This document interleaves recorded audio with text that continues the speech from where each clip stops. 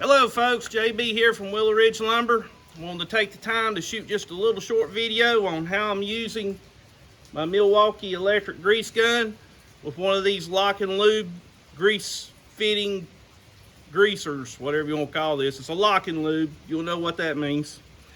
Now, before I get into showing you, I'm going to show you what I used to do. I was like everybody else. When I got this grease gun, it's got a setting right here for the power level or the pressure level, however you want to say it. I had it wide open.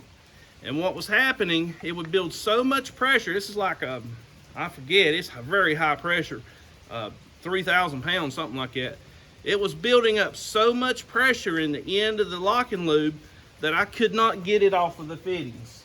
And when I finally did pull it off of the fitting, grease was going everywhere out of this, and it was making a really big mess around the fitting. So I'm going to demonstrate what I have learned to prevent that. First of all, you need to have your grease gun, whichever one you use. If it's an electric grease gun, you need to have it on a low setting. You don't really have this problem if you're using a manual grease gun. You can't pump it in there fast enough with your hand to build up the pressure that I was getting. Set your grease gun on a low setting. Hook your lock and lube onto the grease fitting. You want to give it short bursts. You don't want to crank down on that trigger and just try to fill it full of grease at one time. You want to give it a short burst. Then stop. Wait a few seconds. Let the pressure that has built up in the line go through the lock and lube and into the pin. Then give it another burst. Wait a second or two. Give it another burst. Wait a second or two.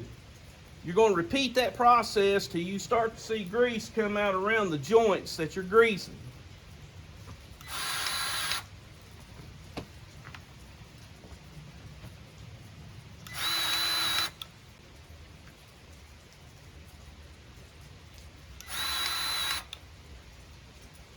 All right, it took me several times doing that to properly get this joint greased. And the reason why is because when you're doing that, you're just shooting a little bit of grease in there at a time. You're wanting the pressure between the grease gun and the grease fitting and the joint. You want that pressure to dissipate into the pin. Once that happens, pull the lock and lube off. It comes off real easy. You have very little seepage. That one had a little bit more than what I have been getting, but it's not anything like it was before. When I was pumping it up real tight and trying to yank it off, it was wasting a lot of grease, and I did not like that.